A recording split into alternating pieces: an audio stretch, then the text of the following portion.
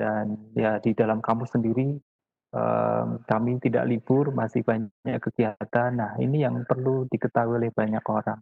Kita ingin tahu melalui dua pembicara kita siang hari ini, apa saja yang sudah dilakukan dan yang sedang dipersiapkan oleh kampus, khususnya Universitas Negeri Malang, dalam upaya penanggulangan COVID-19 di Indonesia. Untuk waktu yang pertama, saya akan memberikan kesempatan kepada Bapak Profesor Dr. Markus Diantoro MSI untuk menyampaikan materi, dan setelah itu nanti kepada Ibu Sandy nanti. Untuk waktu dan tempat saya persilahkan Prof. Markus Diantoro.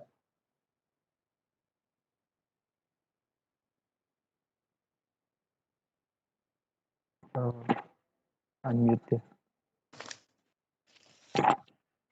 Halo, selamat siang semuanya. Assalamualaikum warahmatullahi wabarakatuh. Pak Tanjung sebagai moderator dan salam sehat sejahtera kepada kita semua dan terus berkarya dalam masa pandemi. Dari ujung barat sampai ujung timur Indonesia, selamat berjumpa dan salam kenal dari saya, Markus Diantoro, dan kali ini saya ucapkan terima kasih ke Pak Tanjung sebagai moderator dalam memberikan kesempatan untuk bisa berbagi hal-hal yang telah dilakukan di Universitas Malang. Namun kali ini saya fokuskan dulu ya Pak Tanjung sebagai peran LP2M, di mana sejak 2019 kemarin saya ditugasi di Lembaga Penelitian dan Pengabdian kepada Masyarakat di Universitas Malang. Mungkin bisa dibantu tayangan saya Pak Tanjung agar teman-teman yang menyimak ini juga tidak bosan melihat menatap wajah, tapi menyimak apa yang sudah sedikit kami siapkan dan lalu nanti bisa kita diskusikan. Baik Pak. Baik, sambil menunggu tayangan yang saya siapkan sedikit, saya perlu sampaikan bahwa setiap institusi telah mengambil peran masing-masing sebagaimana tadi disampaikan oleh Pak Tanjung sebagai moderator, termasuk juga Universitas Malang. Namun dengan keunikan masing-masing. Oleh karena itu dalam hal ini, karena ada pembicara, nanti saya akan berbagi. Saya memfokuskan pada peran perguruan tinggi dalam percepatan penanganan COVID, namun khusus sebagai Ketua LP2M ya. Jadi hal-hal yang lain terkait dengan Satgas, nanti Dr. Sandy yang akan sharing kepada teman-teman sekalian di seluruh Indonesia. Mungkin berikutnya, minta tolong slide berikutnya. Saya senang di sini bisa berjumpa, meskipun sejauh ini banyak yang saya belum tahu. Salam kenal semuanya. Ini juga saya tampilkan ini poster webinar yang sudah di-share ke seluruh Indonesia. Namun dengan keterbatasan kita cuma membatasi mungkin hanya sekitar 100 peserta ya Pak Tanjung ya. Ya Pak, untuk di Webex ya. Ya, banyak lagi karena Webex mungkin kita belum bisa berbanyak jumlah partisipannya. Baik, ini yang topik yang akan saya tampilkan. Jadi fokus pada kontribusi LP2M, Lembaga Penelitian dan Pengabdian kepada Masyarakat, dalam membantu pencegahan wabah COVID-19. Baik, mungkin berikutnya, slide berikutnya.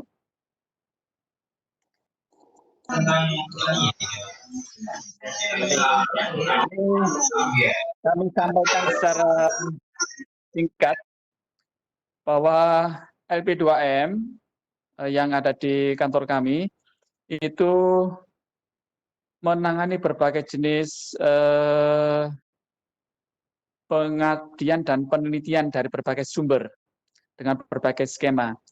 Sebagaimana saudara-saudara atau mungkin Bapak Ibu dari pengelola LP2M atau para dosen yang berada di seluruh Indonesia, bahwa di RPM pada sebulan yang lalu, persisnya sekitar tanggal 4, tanggal 18, kemudian ada satu kali, ingat saya tanggal 22 gitu ya, ada semacam penawaran. Jadi memberikan pilihan kepada para pemenang yang sebelumnya sudah diumumkan memenangkan hibah DRBM. Namun ada 4 pilihan seperti yang ada di layar.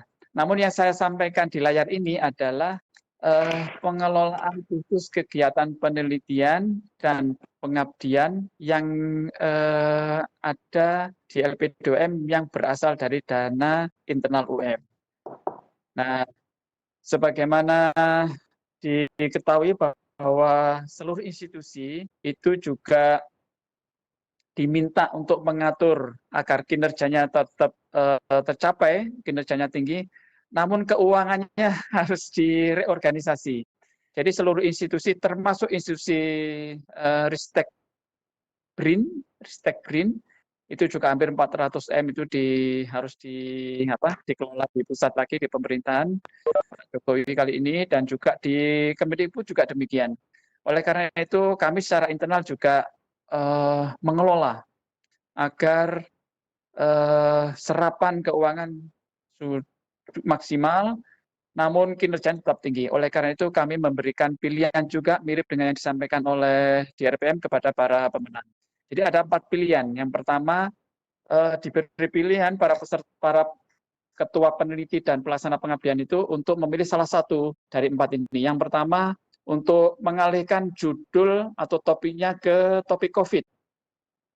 Kemudian yang kedua, mungkin ada yang merasa tidak sanggup untuk menyelesaikan pada tahun ini dikarenakan berbagai hal, karena kondisi baik keuangan maupun subjek atau kondisi transportasi dan segala yang lain, itu juga diberi kesempatan untuk mengundurkan diri.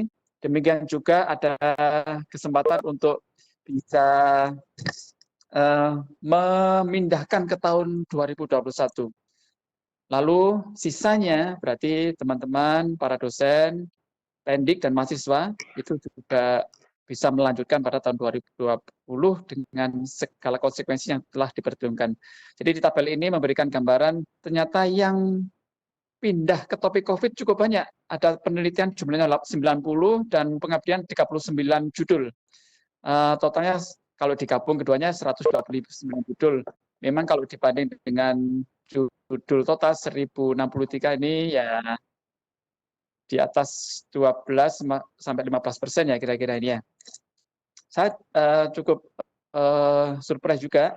Ini teman-teman juga telah memikirkan dalam pengertian melihat kondisi dan juga untuk membantu percepatan penanganan pencegahan COVID sebagaimana judulnya disampaikan oleh moderator atau panitia. Baik, nanti secara detail kita bisa diskusikan. Kalau menurut saya ini langkah ini cukup luar biasa yang kita ambil, dan ini termasuk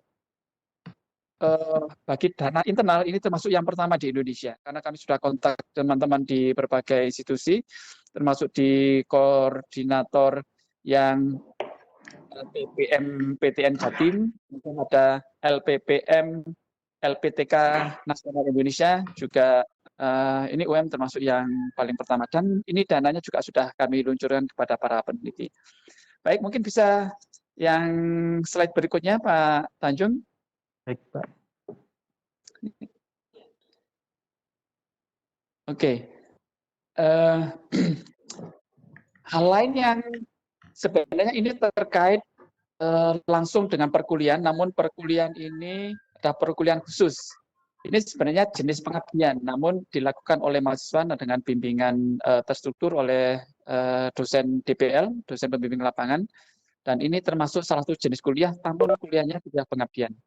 Karena ini juga dikelola di LP2M, nah kami di LP2M ini punya 10 pusat. Salah satu pusat penelitian dan pengabdian itu ada yang namanya Pusat Sumber Daya Wilayah dan KKN.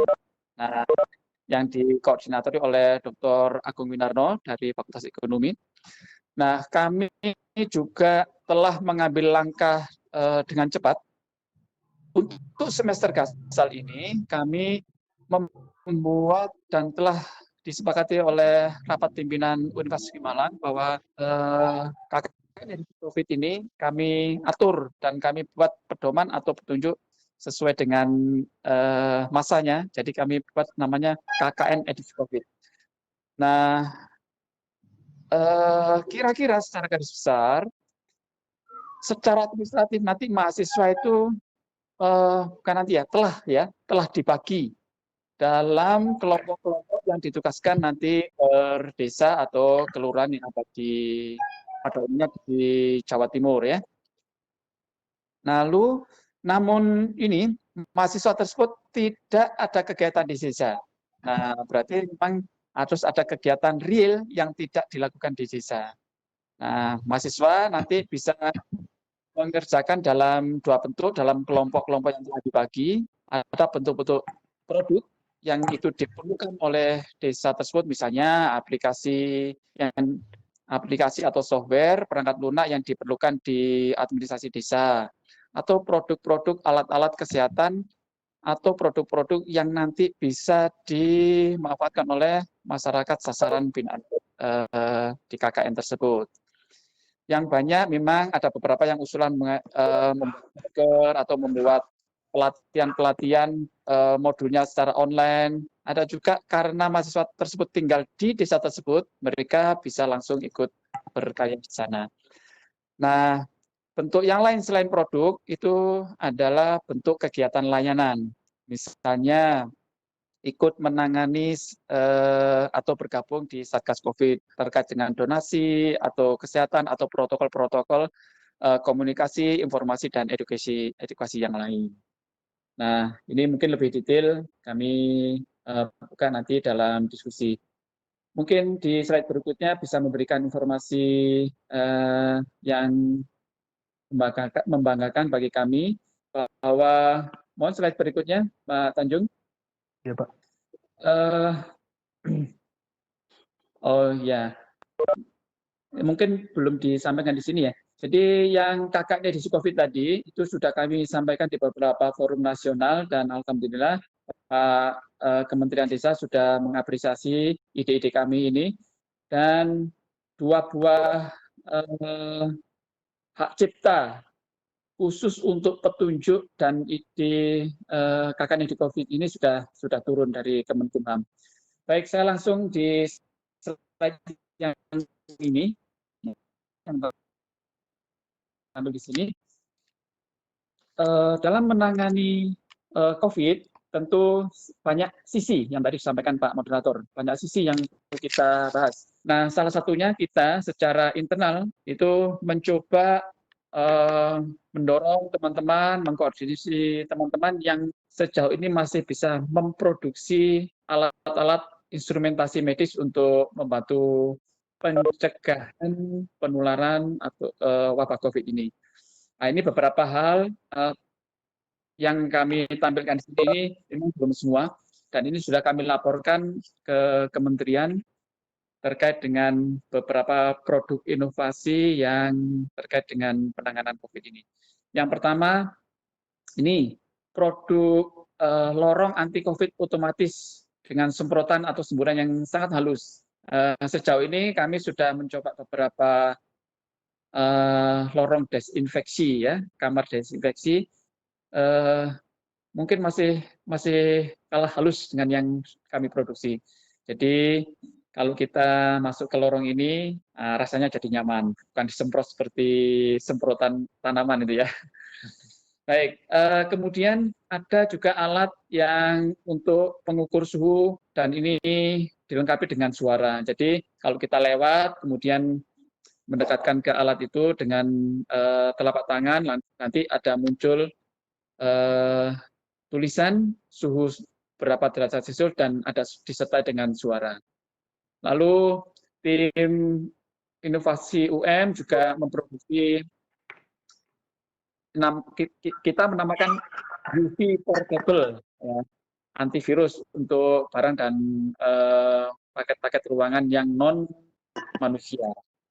Jadi ultraviolet ini dibuat agak ringan, jadi bisa dibawa kemana-mana idenya begitu, dengan sumber energinya dari aki atau baterai, yang bisa dioperasikan di segala ruangan atau barang yang kita kehendaki. Di secara saintifik, ini sudah teruji bahwa UV itu bisa mematikan virus, bakteri dalam beberapa detik, sekitar 2-3 detik. Memang ini belum kita lanjut UV pada panjang gelombang. Kemudian tim juga membuat UV detektor. Jadi Bapak, Ibu, saudara-saudara sekalian, sebenarnya kan kita punya ultraviolet yang berasal dari sumber cahaya matahari setiap hari. Namun kalau kita tidak tepat menggunakan UV, ya sinar dari sinar matahari pada jam berapa, nah itu malah bisa menghanguskan kulit kita. Nah, kita perlu ngecek sebenarnya pada jam berapa UV itu di level yang aman. Nah, itu kami punya produk namanya UV detektor. Kemudian hand sanitizer itu juga telah diproduksi hampir kalau tidak salah hampir 1.000 liter itu ya yang sudah kita produksi. Kemudian ada juga pembuatan masker dari Civitas UM untuk masyarakat UM dan juga kita donasikan ke beberapa masyarakat. Jadi kami dari tim sudah membuat masker yang cukup nyaman, 3 lapis yang nyaman untuk digunakan, tidak datar seperti biasa. Jadi ini tentunya lengkungnya mirip-mirip setengahnya N95 lah begitu ya. Dan ini jumlahnya hampir kami produksi hampir 44.000 piece. Mungkin berikutnya Pak Tanjung. Baik, biar tidak terlalu lama lalu sudah kita diskusikan.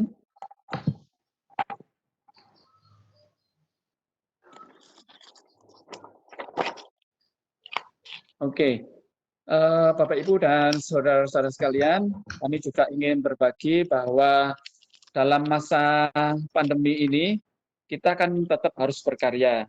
Mungkin beberapa kampus juga telah menerapkan untuk work at home, baik untuk dosen maupun pendidik.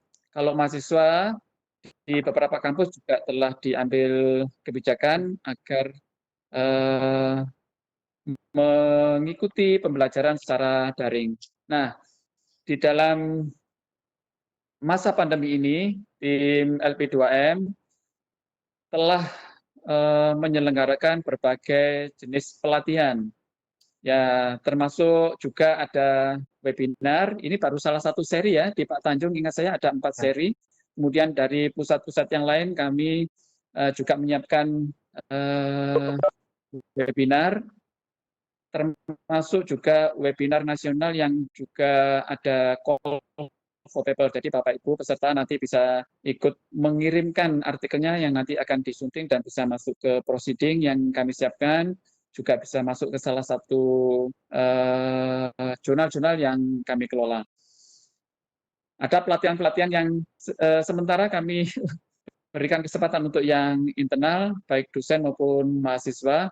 Pelatihan misalnya analisis data kuantitatif menggunakan SPSS, analisis data kualitatif menggunakan NVivo, ada juga gabungan dari berbagai software yang dikhususkan untuk peserta yang dari para mahasiswa. Misalnya kita punya data sejenis ini. Nah, itu yang cocok nanti aplikasi atau software sejenis apa. Itu kami juga punya dan menyiapkan pelatihannya. Mungkin pekan depan sudah akan dijalankan. Kemudian ada juga koordinasi publikasi dan konferensi. Tentu kita sadar bahwa untuk terus berkarya, maka kita wajib menyiapkan konferensi. Salah satunya kita harus tata ulang dengan masa atau kondisi yang seperti ini. Nah, salah satu yang kami sudah sepakati, maka konferensi internasional yang jumlahnya hampir 23 seingat kami, karena itu juga dikelola di salah satu pusat di LP2M, 23 konferensi internasional itu tetap akan dijalankan, namun dengan pemberian fasilitas ada konferensi yang dapat dilakukan menggunakan jarak jauh atau daring. Nah, nanti akan disiapkan oleh panitia untuk mengikuti azas-azas dan aturan dari penilai angka kredit atau penilai jurnal dan konferensi internasional yang berkualifikasi. Misalnya jumlah paper atau penulisnya itu dari 4 negara itu sudah harus dipenuhi. Kemudian tim LP2M mengelola dari seluruh dosen di UM juga ikut berkontribusi dalam penulisan ide-ide dalam ideaton yang dikoordinasi oleh Kemenristek BRIN, dan kami akan meneruskan ide-ide itu untuk menjadi sebuah produk atau gagasan-gagasan yang dapat diimplementasikan. Jadi nanti UM akan ikut mendanai teman-teman yang sudah punya ide ini untuk diimplementasikan dalam masa pandemi ini untuk membantu percepatan penanganan uh, uh, uh, uh,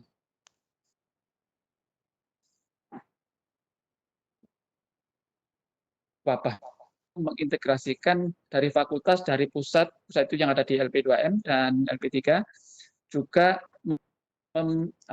menggabungkan kegiatan ini dengan teman-teman adik-adik yang sudah mendaftarkan KKN.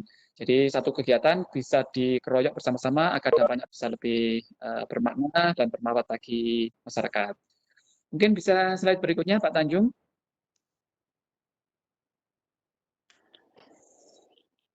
Baik, ya ini mungkin beberapa contoh ya yang di sebelah kiri atas. Kalau dari saya itu ada UV meter untuk mengukur UV sinar matahari yang nanti yang aman itu di level berapa, pada jam berapa. Nah itu baru kita gunakan.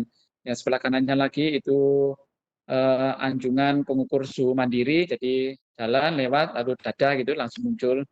Yang kiri bawah itu salah satu prototipe UV portable untuk barang, bukan untuk manusia. Kemudian yang kanan bawah itu lorong dengan kabut yang halus, lorong desinfeksi ya, dan otomatis itu. Baik, saya kira itu ya Pak Tanjung dan kawan-kawan semua di seluruh Indonesia. Mudah-mudahan yang kami sampaikan tadi bisa memberikan inspirasi dan mungkin bisa diadopsi dan ditambah agar kebermanaan sebagaimana di dalam judul yang disampaikan moderator atau panitia, itu kita bersama-sama seluruh Indonesia dari seluruh elemen bisa ikut membantu mempercepat penanganan wabah COVID ini. Saya kira demikian, kami kembalikan ke moderator. Terima kasih Bapak Ibu sekalian dan saudara-saudara yang berada di seluruh Indonesia.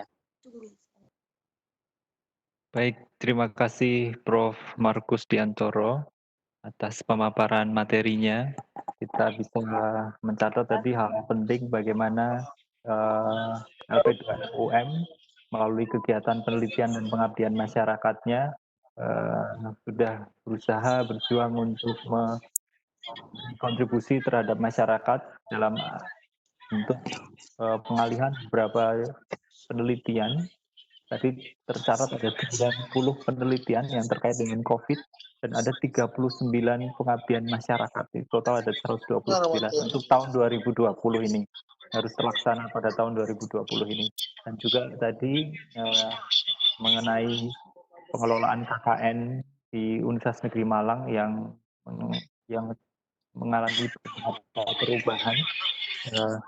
Ada KKN untuk edisi COVID ya Pak ya tadi, dan ini juga terdistribusi ke berbagai tempat di wilayah Jawa Timur khususnya, dan nanti mohon bisa bersabar Bapak Ibu jika ada pertanyaan karena untuk sesi berikutnya saya akan mempersilahkan Dr. Sandy untuk menyampaikan materi.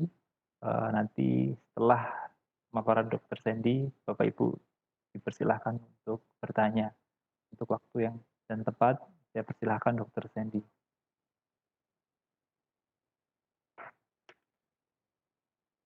Baik, terima kasih. Assalamualaikum warahmatullahi wabarakatuh. Dan selamat sore Bapak dan Ibu. Terima kasih Pak Tanjung, terima kasih Pusat Mitigasi Bencana LP2MM yang telah memberikan waktunya kepada saya untuk memberi informasi kepada Bapak Ibu apa saja yang telah dilakukan OM melalui Satgas Kewaspadaan COVID-19 UM. Bisa dibantu slide-nya Pak Tanjung?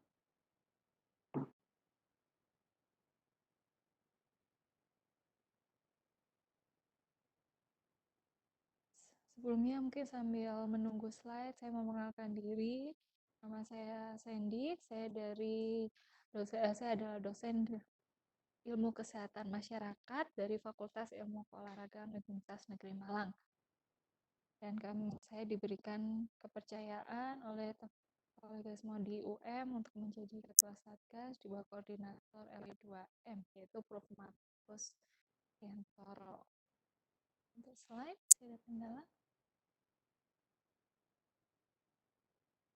Jadi Bapak dan Ibu, sejak di Indonesia telah dinyatakan pandemi COVID-19 oleh Presiden Jokowi pada tanggal 16 Maret 2020, di UM juga telah terbentuk Satgas Kewaspadaan COVID-19.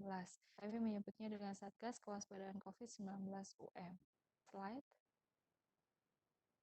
Nah, kami telah melakukan beberapa kegiatan. Yang pertama yaitu melakukan kegiatan survei kesehatan. Surveillance ini kami lakukan sebanyak 3 kali atau sebanyak 3 tahap periode. Kemudian kita memberikan KIE tentang apa itu COVID dan bagaimana cara pencegahannya. Kemudian memproduksi peralatan kesehatan atau alat pelindung diri, yaitu masker. Di sini yang kami produksi adalah masker kain, kemudian lorong desinfeksi, semprotan halus desinfektan, UV portable, indikator UV, detektor sumber suara yang tadi telah diterangkan oleh Prof. Markus Dienro. Selanjutnya kami juga melakukan pengumpulan dan penyaluran donasi bagi masyarakat ataupun mahasiswa yang terdampak akibat pandemi COVID-19. Selain itu, satuan tugas kami juga melakukan koordinasi dan bekerja sama dengan Dinkes dan gugus tugas COVID-19 di Malang Raya dan se-universitas di Malang Raya. Jadi di Malang Raya ini ada beberapa universitas yang juga memiliki satgas kewaspadaan COVID. Kami bersinergi dan kami membuat suatu program yaitu dinamakan Kampung Tangguh. Makanya tadi Pak Tanjung juga sudah tangguh gitu ya Pak ya, jargonnya sudah tangguh memang. Jadi kalau di Malang kita punya Kampung Tangguh yang telah ditetapkan juga oleh Gubernur Khofifah. Sedangkan kalau di Surabaya yang saya tahu di situ mempunyai base-nya adalah Kampung Wani. Jadi ya slide selanjutnya.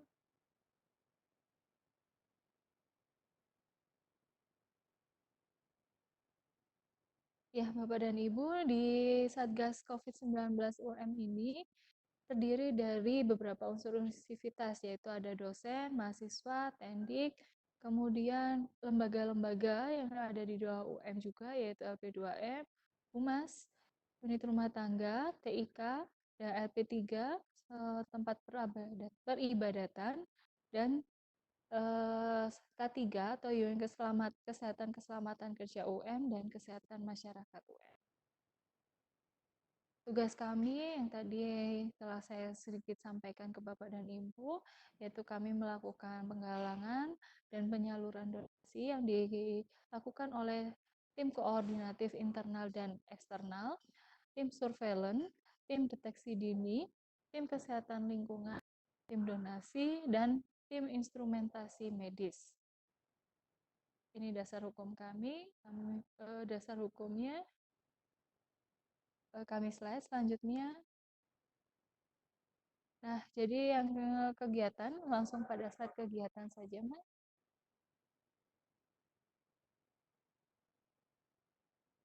Slide. Jadi tadi kita melakukan surveillance tentang pertama kewaspadaan tentang apa saja kegiatan seluruh sivitas UM. Kemudian kita melakukan pemeriksaan suhu tubuh tiap pengunjung sivitas UM yang akan memasuki UM dan menanyakan tujuannya dituju di mana. Kemudian yang ketiga, memberikan donasi atau paket internet sebanyak 20 GB per 30 hari kepada seluruh mahasiswa UM yang berjumlah 31.218 mahasiswa. Di sini kami bekerja sama dengan TIK. Kemudian juga TIK memberikan bantuan Ilmupedia 30 GB kepada mahasiswa, melakukan desinfeksi secara berkala dan rutin untuk seluruh fasilitas gedung dan perkantoran di lingkungan Universitas Negeri Malang. Melakukan pengaturan kegiatan sholat Jumat dan peniadaan sholat tarawih melalui Masjid Kampus UM. Jadi di Masjid Kampus UM tetap dilakukan kegiatan peribadatan, tetapi mengikuti protokol yang ada. Jadi semisal yaitu jarak antar saf itu adalah 1 meter, jadi kanan kiri 1 meter. Kemudian tetap menggunakan masker, di sini masker kain untuk yang non-medis, sedangkan sebelum masuk ke masjid juga harus diwajibkan untuk cuci tangan dan dilakukan pemeriksaan suhu tubuh kembali. Slide selanjutnya. Nah, yang selanjutnya kita tadi telah membagikan donasi sembako kepada mahasiswa UM yang dimulai sejak akhir bulan Maret sampai dengan sekarang kemarin baru berakhir ya, jadi bulan Mei ini berakhir, dan yang tanggal 2 Juni kemarin kita juga menyalurkan donasi kepada daerah terdampak yang mengajukan diri ke UM. Jadi ada dari Kelurahan Samaan. Kemudian memberikan donasi paket sembako bagi warga terdampak ini sebanyak 1.697 paket sembako. Yang tadi berperan aktif di Satgas COVID-19 Universitas lain Semarang Raya dalam mewujudkan kampung tangguh, dan saat PSBB dari PSBB Malang Raya, Universitas Negeri Malang juga berperan aktif di posko pemeriksaan dan pengamanan kesehatan COVID-19 Kota Malang. Kita memberikan video edukasi, kita membuat dan memberikan video edukasi tersebut tentang pelatihan pemulasaran jenazah penderita COVID-19 kepada masyarakat awam di lingkungan UM. Jadi UM telah memiliki daerah-daerah yang merupakan cikal bakal dari kampung tangguh, yang memang kalau yang sudah dinyatakan kampung tangguh seperti yang disampaikan oleh Bu Gubernur Bu Khofifah ya, ada di daerah Sukun. Tetapi untuk cikal bakalnya, karena diharapkan semua kampung di Indonesia adalah kampung tangguh, sehingga dapat mengatasi wabah atau pandemi COVID-19 ini. Nah, di kampung tangguh tersebut kita memberikan video-video pelatihan tersebut agar nanti, kenapa kok pemulasaran jenazah? Karena saat ini di Indonesia juga kekurangan tenaga medis. Jadi apabila ada masyarakat yang memang terindikasi terinfeksi oleh COVID-19 bisa segera dimakamkan tanpa harus menunggu tenaga medis. Kemudian memberikan edukasi pada masyarakat terkait pencegahan penyebaran melalui media sosial, memberikan donasi berupa sarana cuci tangan yang baik kepada masyarakat, dan pembuatan hand sanitizer yang kemudian disalurkan oleh posko donasi COVID-19. Mungkin bisa slide-nya selanjutnya pada foto-fotonya. Nanti kita lanjutkan dengan sesi tanya jawab.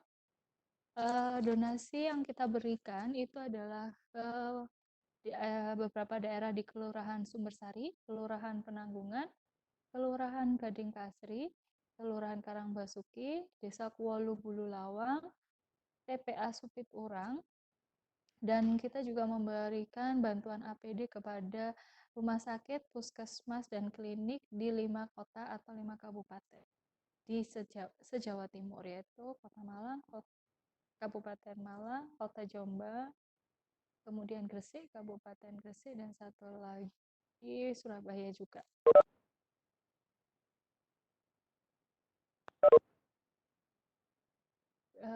Ya, ada foto-fotonya. Di situ kami menyerahkan donasi kepada pemerintah Kota Malang, pemerintah Kabupaten Malang, Kota Batu, sedangkan untuk Kota Jombang, Kabupaten Gresik kami melakukannya melalui ekspedisi.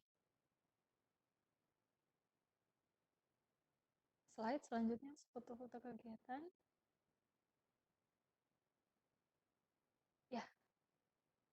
Mungkin itu dulu Pak Tanjung dari saya. Nanti kita bisa lanjut dengan komunikasi atau diskusi interaktif sehingga bisa lebih bermanfaat seperti itu. Terima kasih.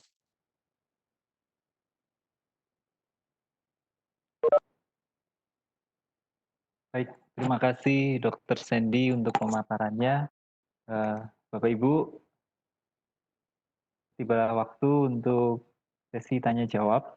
Dari kedua narasumber tadi kita melihat peran perguruan tinggi dalam hal ini Universitas Negeri Malang dalam bidang pertama adalah Dharma Penelitian, perubahan pengalihan judul dari beberapa penelitian awal menjadi bertemakan COVID, pengalihan judul pengabdian masyarakat bertemakan COVID, dan tadi berikut dari Dr. Sandy bagaimana upaya UM melalui Satgas COVID yang sudah dibentuk, membuat protokol, ada beberapa peraturan yang dibuat.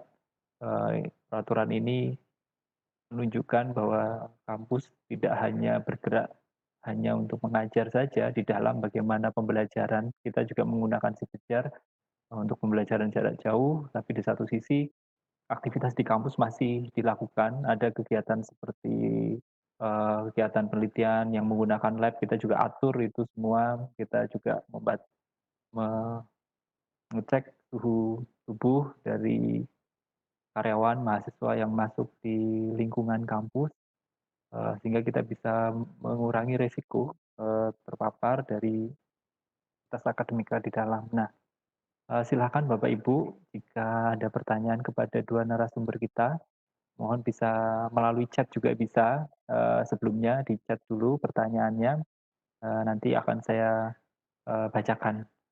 Eee,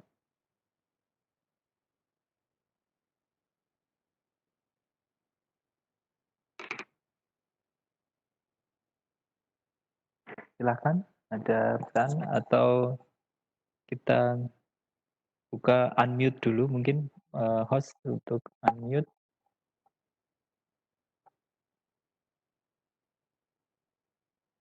Apakah ada pertanyaan dari Bapak Ibu?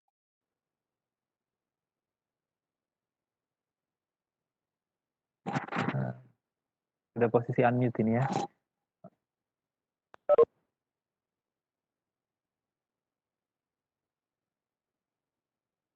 Ya, atau mengangkat tangan, mungkin kalau videonya harus diaktifkan dulu.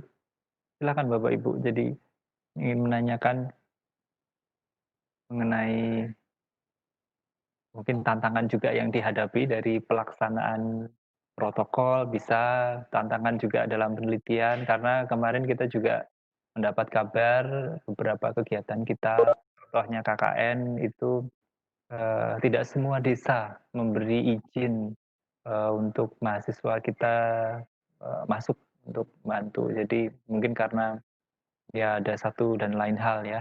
Tapi di satu sisi kita juga banyak dihubungi oleh banyak desa yang berharap juga dibantu oleh kampus gitu. Silakan Bapak Ibu.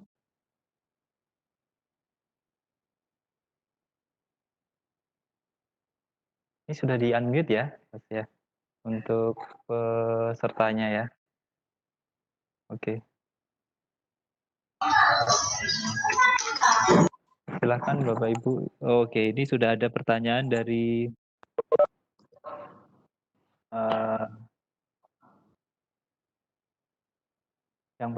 pertanyaan yang pertama ini dari Hidayah Eka Fitriah dari Bulu Lawang.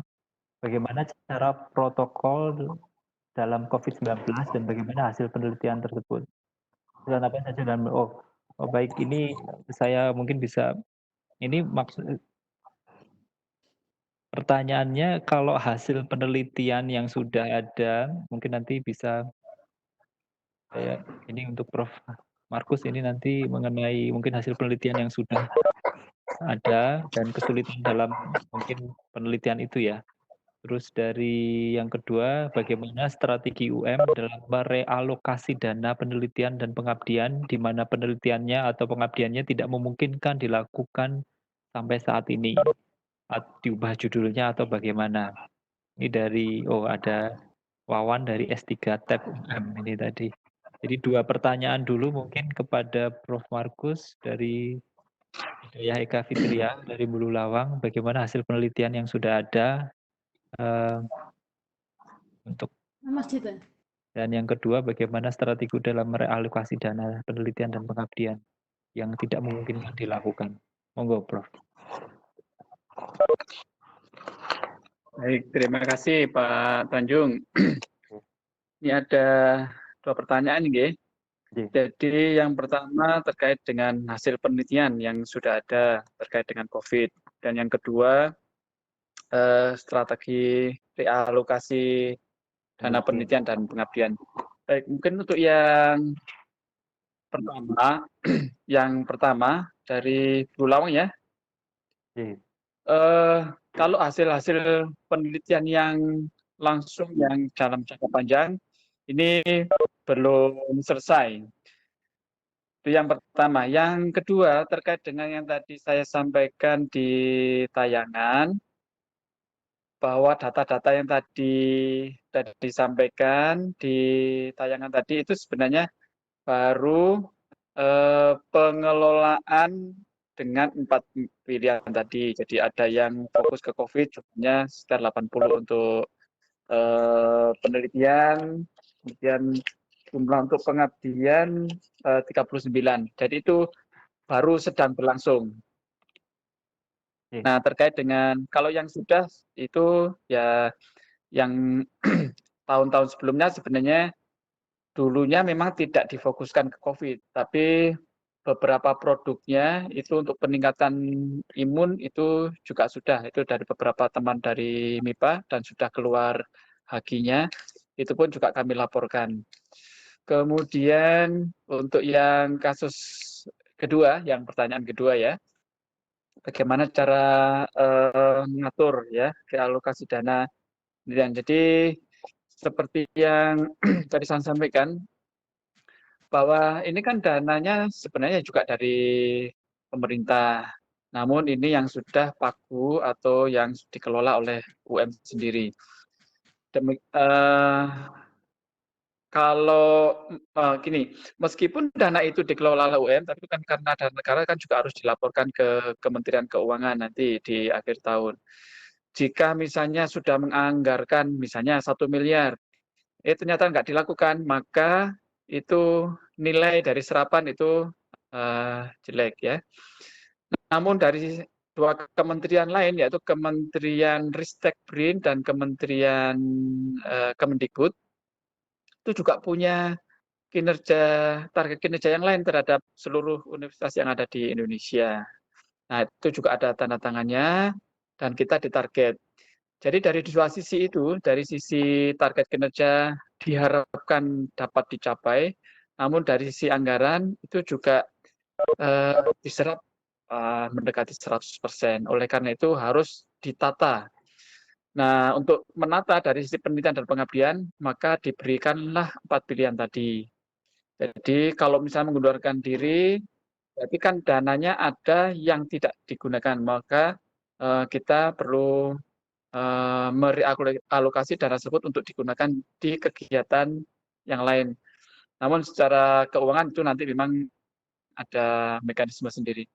Saya kira itu secara garis besar, tapi yang penting sebenarnya selain itu universitas yang dalam hal ini UM sebenarnya ini mirip dengan apa yang dilakukan universitas atau institusi di seluruh Indonesia.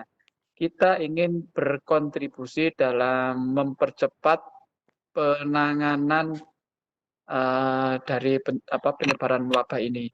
Oleh karena itu, pilihan pertama itu diberikan pilihan untuk memilih mengubah topik atau judul ke yang terkait dengan tema COVID. Ya, itu macam-macam. Memang ada dari sains, ada teknologi, ada juga yang bidang sosum, dan juga ada yang dari bidang kependidikan. Yang secara garis besar semuanya ingin menunjukkan kiprah atau kontribusi dari institusi atau universitas untuk pencegahan atau meningkatkan kewaspadaan ya, agar COVID tidak cepat menyebar atau mempercepat pengurangan ya, dari penyebaran COVID ini. Saya kira itu secara garis besar. Kami kembalikan ke moderator. Terima kasih. Baik, terima kasih Prof. Markus Diantoro. Untuk pertanyaan ketiga, mohon maaf ini dari Said Maulana Ibrahim. Bagaimana langkah UM nanti ketika telah diterapkan new normal? Karena ini saudara Said Maulana ini kalau ke Malang harus melakukan rapid test plus swab test yang biayanya mahal. Jadi terus pertanyaan yang kedua, keempat sebenarnya ya. Jadi Ibu Evi Fitriana dari Universitas PGRI Palangkaraya. Kalau tadi Said Maulana itu dari TEP ya, mahasiswa S3 TEP. Yang pertanyaan Ibu Evi Fitriana dari Universitas PGRI Palangkaraya mengenai bagaimana mengintegrasikan program KKN dengan kondisi seperti ini. Pertanyaan ini mirip juga dengan pertanyaan Erna Setiawati, Ibu Erna Setiawati mengenai pelaksanaan KKN dalam pandemi COVID-19. Dengan jumlah mahasiswa yang banyak dan lokasi tempat tinggal mahasiswa yang tersebar, asal kos dan atau yang tidak jelas bagi mahasiswa yang akan mengambil program KKN. Jadi ada ini dua pertanyaan ya, bisa digabung. Ini Bu Dr. Sandy dulu atau juga Prof. Markus ini? Yang Dr. Sandy dulu mungkin untuk yang new normal ini, karena Prof. Markus ini juga sebagai koordinator juga ini Bapak Ibu. Jadi monggo. Ya, Dr. Sandy dulu. Silakan Dok. Silakan Dr. Sandy untuk menjawab. Baik, saya akan mencoba menjawab, Pak Tanjung. Jadi dalam new normal ini, Kota Malang memang telah mengeluarkan perwalnya nomor 19 tahun 2020 bahwa bagi orang mahasiswa yang ingin masuk ke Malang harus melakukan rapid test dan swab. Nah, di Rektor Universitas Negeri Malang saat ini sedang mengatur kebijakan lebih lanjut, apakah memang diperlukan dengan swab-nya atau hanya saja rapid saja. Nah, ini nanti kami akan saat ini sedang digodok tentang protokol tersebut. Nah, yang mungkin perlu saya sampaikan kepada Pak Said ya, atau Mas Said ini adalah yang pasti Bapak mohon bantuannya sampai ke Malang itu 14 hari sebelum masuk ke kampus. Itu dulu, dan nanti sambil membawa surat keterangan sehat dari fasilitas kesehatan setempat. Karena kalau sekarang kan sudah tidak PSBB ya, jadi kalau sudah tidak PSBB mau masuk Malang juga tidak ada pengecekan dokumen seperti itu, tetapi nanti memang dokumen-dokumen itu akan diberikan ke Satgas. Nah, nanti kami akan membantu memverifikasi. Jadi apa saja dokumen yang akan diverifikasi, untuk saat ini cukup dengan surat keterangan sehat dulu, tetapi nanti apakah harus dengan rapid dan swab atau hanya rapid, saat ini sedang dibijaki atau sedang dibicarakan di tahap pimpinan rektor di UM. Mungkin monggo Prof. Markus ada sedikit hal yang ingin bisa disampaikan tentang hal tadi. Baik, silakan Prof. Oke, baik. Terima kasih Dr. Sandy atas informasinya. Sebagaimana tadi disampaikan Dr. Sandy, sebenarnya UM secara kesehatan kita juga tentu berpedoman pada nilai kesehatan dan juga mengikuti peraturan-peraturan yang ada di pemerintah daerah setempat. Khusus untuk ini memang UM memang sedang menyusun dan juga berkoordinasi dengan pemerintah Kota Malang. Namun seluruh pertimbangan itu sedang digodok ya, Bapak Ibu saudara-saudara sekalian, termasuk Pak Said yang tadi menanyakan hal ini terkait new normal itu. Memang tidak mudah Bapak Ibu dan saudara-saudara sekalian untuk menentukan kebijakan kalau kita perlu memperhatikan seluruh aspek. Termasuk salah satunya yang real begini. Misalnya ada mahasiswa yang harus datang ke Malang, kan harus membawa hasil cek kesehatan yang tadi disampaikan Dr. Sandy, dan juga harus stay di sini selama 14 hari sebelum kegiatan di kampus, entah itu mungkin ujian atau mungkin perkuliahan dan lain-lain. Tapi di sisi lain sebenarnya warga itu kan juga perlu kita perhatikan ya. Yang perlu kita perhatikan memang ada dua sisi. Yang pertama memang sisi kesehatannya. Kalau masih belum memungkinkan, kan tentu warga juga resah. Wah, ini mahasiswa dari daerah zona merah atau zona hijau atau mungkin zonanya tidak hitam. Nah, itu kan juga mengkhawatirkan. Namun di sisi lain, warga juga tentu perlu dibantu segera pemulihan ekonominya, misalnya yang jualan, kalau tidak ada yang membeli, itu kan juga salah satu bagian kecil yang perlu kita perhatikan. Jadi mohon ditunggu dan bersabar. Ini para forum rektor di wilayah Malang dan Pak Wali Kota Malang juga sedang berkoordinasi terkait dengan tersebut. Mungkin saya pindah dulu informasi terkait dengan dari pertanyaan Bu Evi ya Pak Tanjung ya. Dari untuk KKN ya. Ya.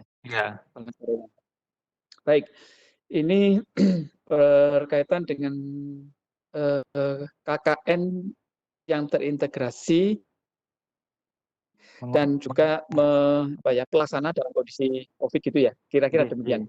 Ya, mungkin kalau ada yang salah mungkin bisa disampaikan. Ada dua pertanyaan terkait dengan ini. Baik, mungkin sekedar kami sampaikan di sini jumlah KKN di UM memang sejak semester ini itu wajib, jadi totalnya harusnya ya sekitar 7 ribuan. Namun khusus yang semester antara ini yang sudah terdaftar resmi melalui sistem SIAKAD UM AJID itu sejumlah 4.311 kira-kira dengan sekitar itu ya. 4.311 kira-kira sejumlah itu. Karena ada KKN yang sebelum masa ini, pas bulan Maret kemarin itu juga sedang ada KKN dengan skema yang lain. Kalau ini kan yang reguler, ada skema-skema KKN yang lain. Nah, khusus yang dalam masa pandemi jumlah yang cukup banyak ini, sebagaimana tadi saya sampaikan di paparan, bahwa KKN edisi COVID ini sudah diatur sedemikian rupa. Kalau izinnya kami sudah mendapat izin secara formal di Bakes Bangpol ya, secara formal. Namun itu tidak mudah memberikan penjelasan untuk izin ini karena secara formal kan sebenarnya Pemda, Pemkot, Pemkab itu juga sulit memberikan izin dalam masa yang seperti ini. Apalagi jumlahnya banyak ya. Kan tentu yang dikhawatirkan adalah kesehatan dan keselamatan para mahasiswa. Namun setelah kita jelaskan bahwa KKN UM dengan edisi COVID ini adalah dua jenis tadi, jadi UM tidak menerjukan mahasiswa ke desa, itu hanya administratif. Jadi per 20 mahasiswa itu di desa A, desa B dan seterusnya itu administratifnya ya, dan mereka bekerja secara berkelompok itu di tempat masing-masing. Nah, misalnya ada yang di kos ya sudah kerjanya di kos. Kemudian kalau nanti di rumah sudah pulkam ya kerjanya dari rumah itu dikoordinasikan oleh DPL. Nah, tentu kan perlu biaya internet. Dengan demikian kami sebagai pengelola juga memberikan fasilitas itu melalui LP2M yang dana transport karena mahasiswa tidak berkunjung ke desa, itu kita alihkan untuk paket internet untuk berkomunikasi dengan kelompok dan dengan dosen pembimbing lapangan. Nah, yang berkomunikasi ke desa itu cukup DPL-nya saja. Jadi dosen pembimbing lapangan itu berkomunikasi dengan Pak Lurahnya misalnya, menanyakan kondisi saat ini seperti apa, yang dibutuhkan apa, lalu di kelompok KKN kita bisa apa, lalu dicocokkan. Kalau sudah bersepakat, maka kita sampaikan ke para mahasiswa di kelompok KKN tersebut untuk misalnya itu memproduksi aplikasi atau mungkin ikut membuat promosi di desa tersebut, misalnya melalui berbagai forum media atau berbagai jenis produk-produk yang lain. Nah, tentu kalau ada mahasiswa yang sedang tinggal di desa tersebut, mereka bisa langsung berkontribusi karena kalau tinggal di sana kan keamanan terjamin ya. Tentu yang bisa dilakukan. Nah, itu hal-hal yang secara garis besar bijaki di dalam dan dituangkan dalam bentuk petunjuk KKN edisi COVID. Sebenarnya mungkin ini kami perlu sampaikan juga, sebenarnya di bulan Februari Maret itu kami juga menerjunkan mahasiswa KKN ke lapangan ke desa. Namun waktu itu kan belum ada pelarangan dari pemerintah maupun dari pemerintah pusat maupun pemerintah daerah. Namun di tengah-tengah waktu sekitar tanggal 16-17 Maret itu sudah ada Permendikbud, juga ada peraturan presiden yang terkait dengan KKN, atau mungkin secara umum bukan hanya KKN sebenarnya, terkait dengan seluruh kegiatan perkuliahan dan juga pelarangan perjalanan dinas. Oleh karena itu kami atur di tengah jalan itu mahasiswa kami panggil. Jadi untuk yang periode Februari Maret kemarin itu jadi mixed method ya. Jadi ada yang separuh itu di kampung, di desa dan atau di kelurahan, di separuhnya lagi kerja di edisi COVID. Mungkin itu informasi sekilas terkait dengan KKN di UM Pak Tanjung dan terutama Bu Evi ya yang tadi menanyakan hal itu. Terima kasih. Pak Tanjung mungkin boleh menambahkan keterangan dari Prof. Markus tadi. Kebetulan saya juga DPL ya di KKN. DPL di KKN ini, KKN edisi COVID, saya ada dua desa. Dua desa yang kebetulan desa ini adalah di daerah Pasuruan. Jadi buka kebebasannya adalah misal kalau tadi bisa DPL-nya yang ke wilayah yang karena lebih dekat dengan tempat KKN-nya, tetapi apabila tempat KKN itu lebih dekat dengan mahasiswa tempat asal, karena kan ada KKN tema edisi COVID ini bermacam-macam, ada KKN tematik, kemudian KKN pulang kampung juga, dan juga ada KKN yang telah ditentukan daerahnya sesuai dengan hasil kerjasama LP2M. Jadi kalau yang KKN yang pulang kampung, kebetulan saya memegang dua kelompok itu KKN pulang kampung, jadi mahasiswa melakukan koordinasi secara formal dan informal dengan masyarakat. Saya pun juga telah melakukan komunikasi secara informal. Saya tidak ke daerah Pasuruan karena kemarin juga masa PSBB Malang Raya seperti itu. Kemudian yang dilakukan mahasiswa di sana juga sangat bermanfaat sekali. Pertama, memberdayakan masyarakat, jadi keanekaragaman hayati. Jadi misal masyarakat itu punya tanaman toga, nah tanaman toga itu juga bisa digunakan jadi hand sanitizer. Itu mahasiswa juga memberikan penyuluhan itu. Kemudian mahasiswa juga membantu pada adik-adik yang otomatis dalam hal ini bisa dikatakan putus sekolah ya, termasuk adik-adik yang SD, karena kita mahasiswa kita juga ada dari PGSD, kemudian PG PAUD dan mahasiswa pendidikan. Adik-adik yang notabene di desa ini mungkin kuotanya juga susah. Nah ini kan dia putus sekolah dalam tanda kutip. Nah itu dibantu pembelajarannya oleh adik-adik KKN dengan menerapkan protokol kesehatan, tetap menggunakan masker dan physical distancing. Tetapi dengan ini setidaknya bisa membantu masyarakat agar pendidikan itu tetap berjalan meskipun tidak ada internet seperti itulah. Itu Prof mungkin saya bisa tambahkan. Jadi memang edisi COVID-nya ini bermanfaat, dan saat ini di Kota Malang buka KKN edisi COVID ini menjadi percontohan bukan hanya untuk di Indonesia ya Prof. Kalau saya lihatnya di Malang sendiri itu belum ada yang menerapkan ini. Jadi kemarin UM adalah yang pertama kali tetap menerapkan KKN tetapi dengan modifikasi edisi COVID seperti itu.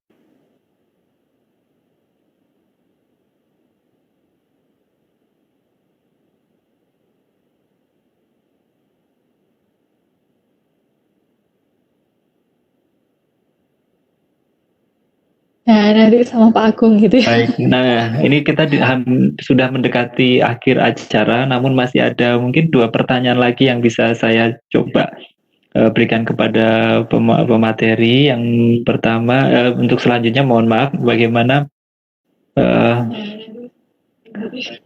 usaha mungkin perguruan tinggi UM dalam ini, apakah ada mungkin kegiatan penelitian ya untuk mencari obat dari COVID-19 ini dari Riani Saya kurang tahu ketika ada, mungkin nanti ini pertanyaan akan saya sampaikan ke Prof. Markus, dari 90 judul yang kemarin itu apakah ada mungkin yang terkait dengan obat gitu ya, kita harap sudah ada juga.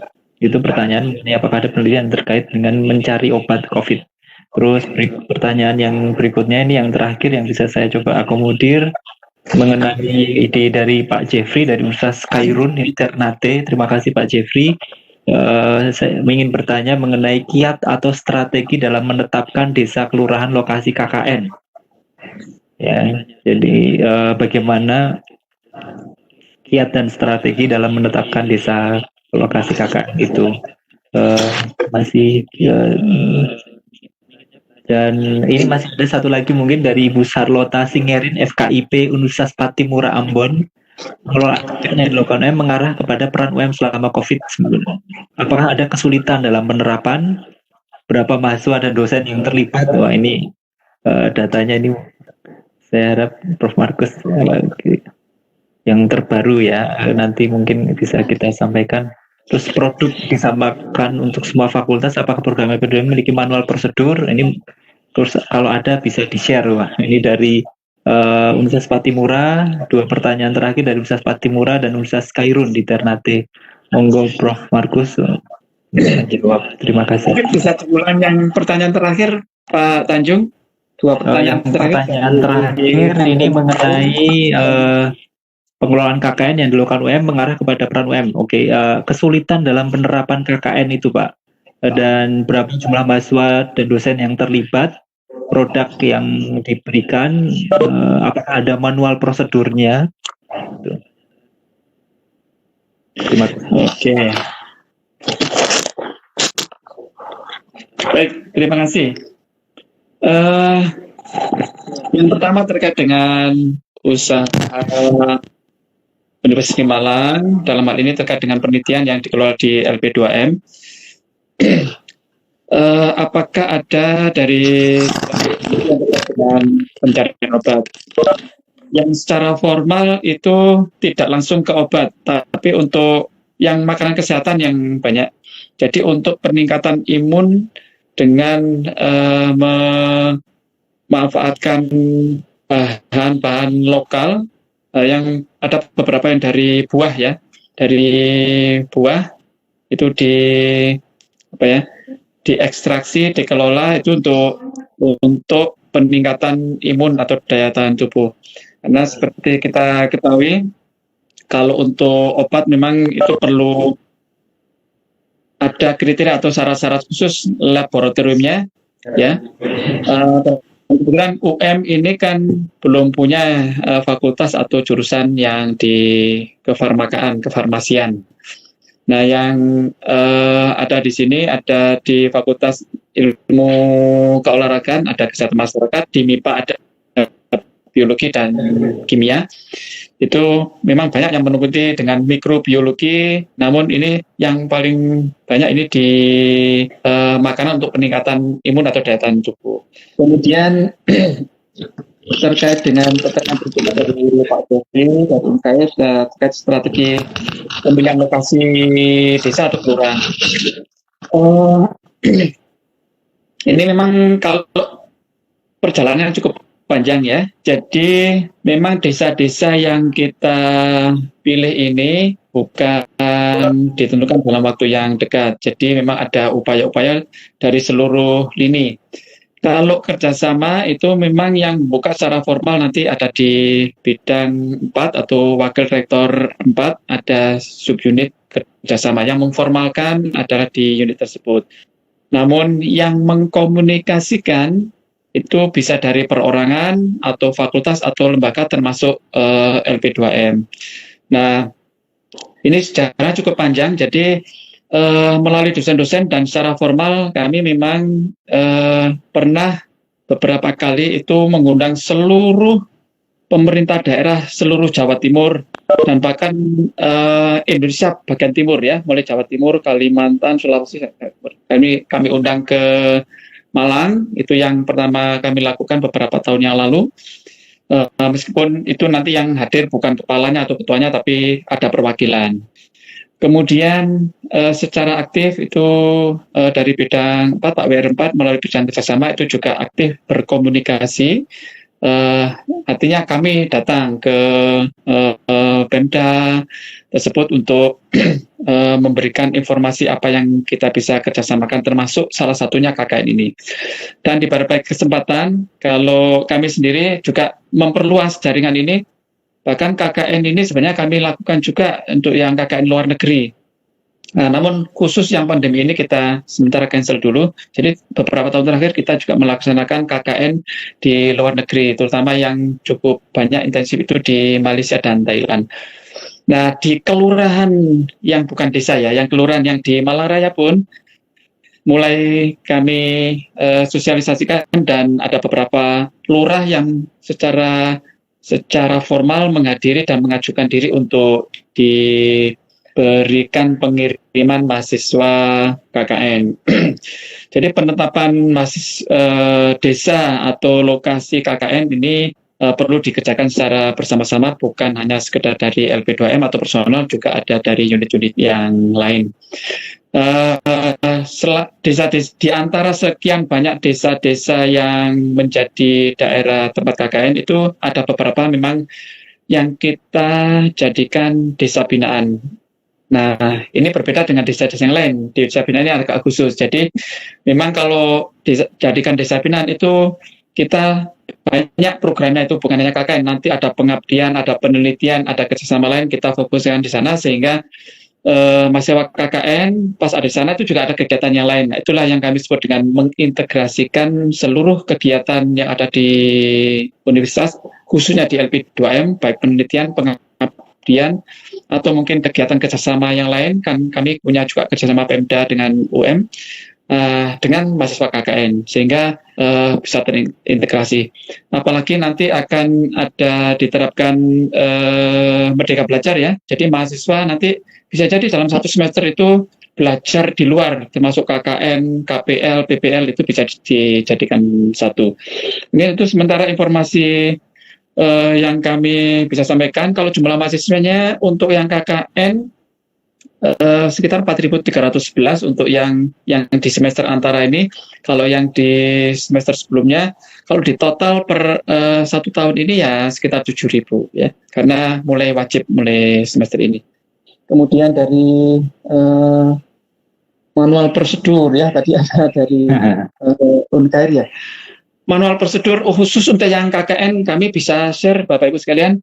Jadi mungkin boleh kami share nanti. Kebetulan kami sudah memperoleh hak cipta, jadi silakan Bapak Ibu menggunakan dengan mengikuti aturan HAKI, jadi mencantumkan referensi dan perizinan seperti itu. Saya kira demikian Pak Tanjung. Yang penting memang semua karya kita ini bisa bermanfaat bagi nusa dan bangsa ya. Kira-kira gitu kita bisa. Terima kasih. Ya kira-kira gitu Pak Tanjung. Terima kasih Prof. Markus untuk penjelasannya. Ini masih ada waktu 2 menit. Saya persilakan untuk Dr. Sandy menjawab pertanyaan terakhir. Ini dari alumni UM, Suci Romadani, bertanya mengenai penerapan new normal yang di lembaga pendidikan, baik sekolah maupun perguruan tinggi, mengingat beberapa negara yang menerapkan new normal justru mengalami lonjakan kasus. Jadi, dan ini sekolahnya akan menyiapkan SOP. Mungkin ada gambaran SOP yang dilakukan jika siswa kembali ke sekolah. Ini dari Suci Romadani, alumni UM. Ini alumni geografi UM ini ya. Silakan Dr. Sandy untuk menjawab pertanyaan. Ya, baik Pak Tanjung, terima kasih. Memang saya melihat ada di Perancis, ada di Korea ya. Setelah dia memberlakukan sekolah kembali seperti biasa, ternyata mengalami lonjakan. Demikian pula kemarin di Cina setelah di akhir Maret menyatakan sudah selesai dengan COVID, ternyata tetap mengalami lonjakan yang kedua. Nah, sebenarnya apa yang perlu disiapkan? Virus COVID-19 ini itu menyerang secara pribadi, yaitu kesehatan pribadi orang itu sendiri, individu. Nah, sekarang yang kita mau buka ini kan biasanya sekolah untuk anak-anak. Nah, apakah anak-anak ini juga punya kesadaran yang baik? Nah, berarti tugas dari mendidik kita ini adalah memberikan pengertian kepada anak-anak untuk melakukan pola hidup bersih dan sehat.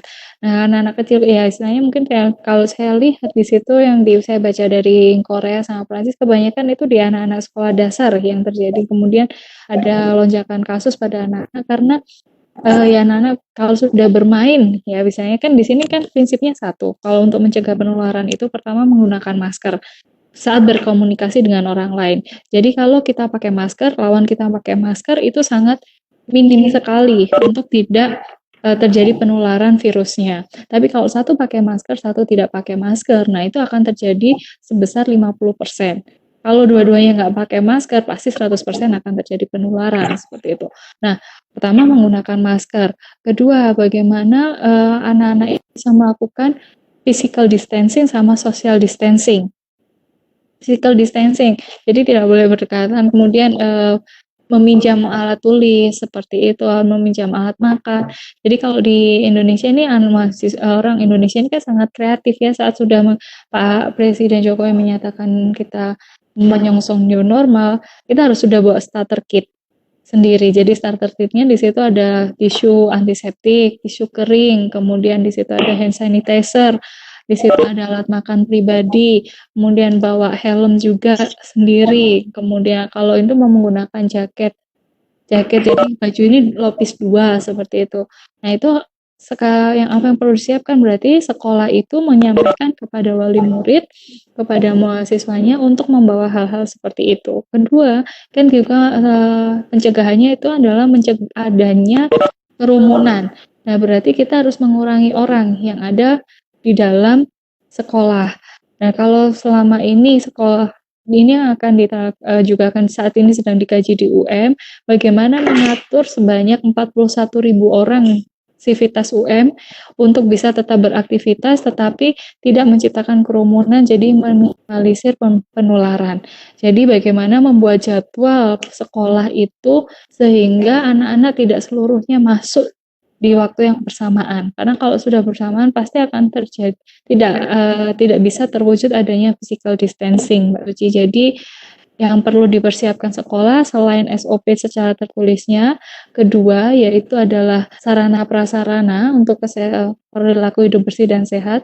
Saya menyadari hal ini mungkin saat ini semua masyarakat dalam fase dipaksa. Jadi orang nggak pakai masker harus dipaksa pakai masker.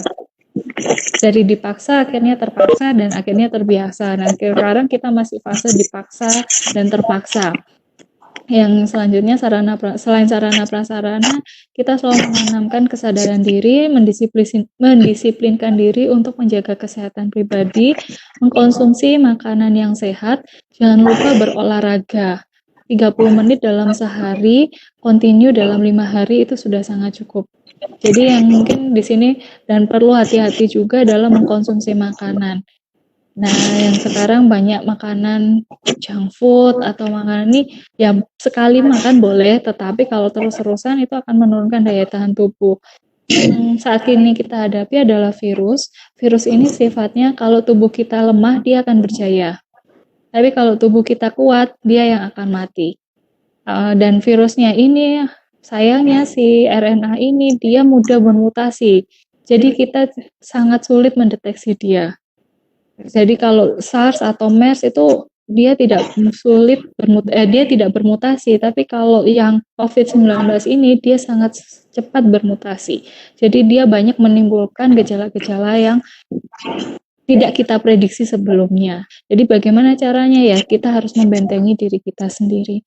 Mungkin itu Mbak Suci, jadi yang perlu dipersiapkan SOP-nya, Satgasnya, kemudian melatih kedisiplinan diri dari anak didik kita. Terima kasih. Baik, terima kasih Dr. Sandy dan Prof. Markus untuk pemaparannya dan tadi sudah merespon pertanyaan dari banyak peserta. Kami mengucapkan terima kasih untuk partisipasi hari ini. Mohon maaf jika ada keterbatasan peserta untuk masuk di Webex ini. Kami harapkan bahwa Pusat Kebencanaan Mitigasi Lingkungan Universitas Negeri Malang, LP2M Universitas Negeri Malang ini akan juga melanjutkan untuk seri yang kedua. Mohon nanti ditunggu linknya posternya. Bapak Ibu kami harapkan juga bisa bergabung. Kami harap webinar siang hari ini menjelang sore ini bisa menunjukkan kita antar perguruan tinggi, antar lembaga pendidikan dari berbagai institusi bisa ikut berkontribusi dalam upaya percepatan penanganan COVID-19 di Indonesia. Yang kita lakukan di Universitas Negeri Malang, kami harap bisa menjadi bagian kontribusi efektif untuk menjadi kemaslahatan masyarakat. Kami mohon maaf kepada mungkin peserta yang tidak bisa masuk. Kami berharap nanti bisa bergabung. Kami akan memperbesar kapasitas link kami nanti.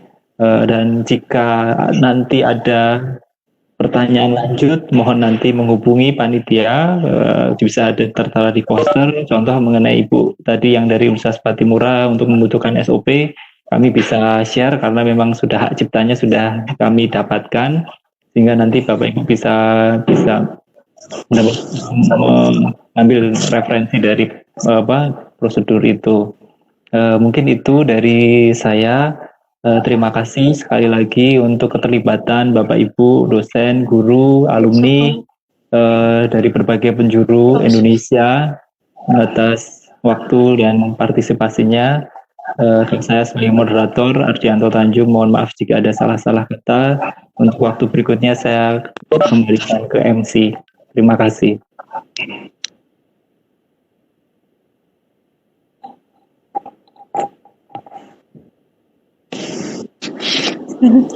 Ya, itu tadi pemaparan dari pemateri tentang peran perguruan tinggi dalam percepatan penanganan COVID-19. Semoga dapat bermanfaat. Terima kasih kepada rekan-rekan dan peserta webinar seri 1. Sampai jumpa pada episode selanjutnya. Mohon maaf jika ada salah kata. Wabillahi taufiq wal hidayah.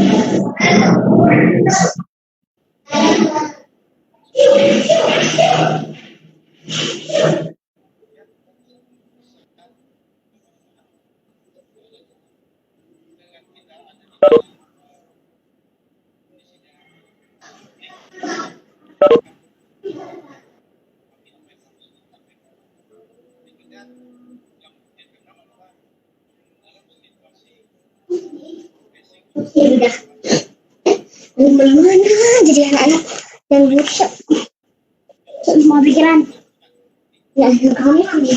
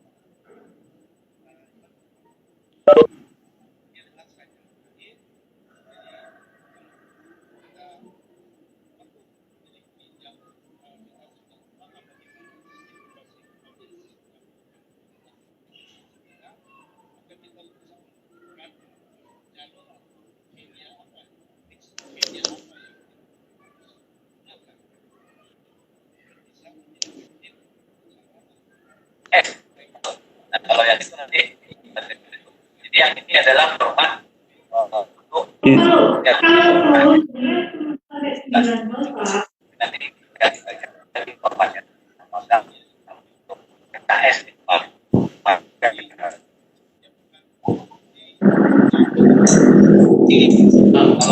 tidak ada saya akan dari saya ingin menyampaikan Bapak Ibu menyampaikan apa yang dibutuhkan di sepak di situ dan kita belajar. Kita belajar itu adalah bawah kepada prodi bawah kesempatan memilih apa yang edukasi atau keterampilan apa yang mereka. Saat ini kita mau bagi justru mereka belajar ini dari yang K dan K. Kalau yang dari K informasi saya terakhir benar, problemnya saya evaluasi dan terakhir dari saya adalah bagaimana kita dan sampai ke final seperti apa versi SKS yang akan dibentuk di sana kita sekarang pasti angka SKS-nya masih perkiraan banyak ya, kita belajar dan sepanjang kita membahas program kita belajar terapkan kepada masyarakat dengan kurikulum 2019 dan nanti di 2019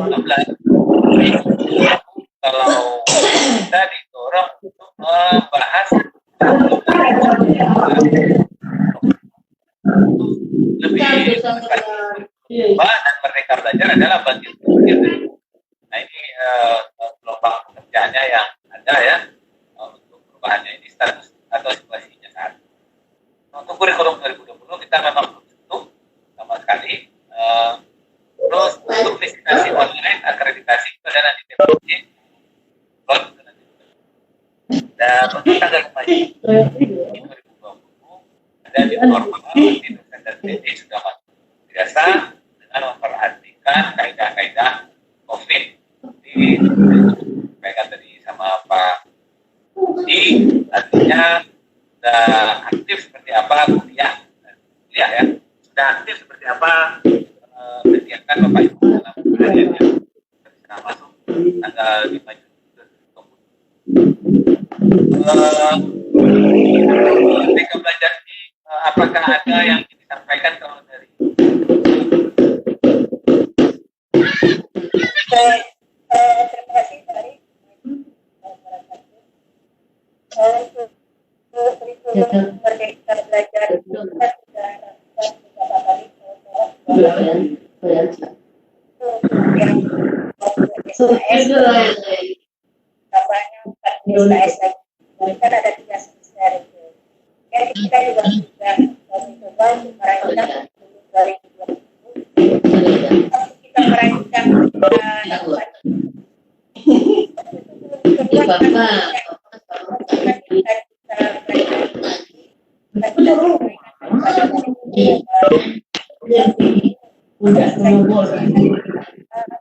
cepot yang tadi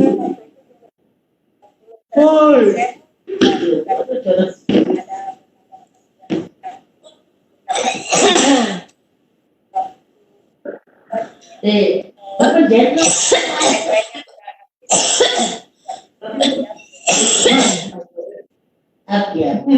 Ya jelas. Tapi itu kan iklan tepi.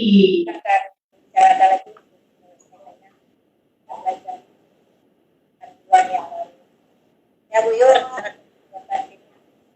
Ya, Pak Ri ikut ya, benar. Ini terkait dengan apa namanya, Merdeka Belajar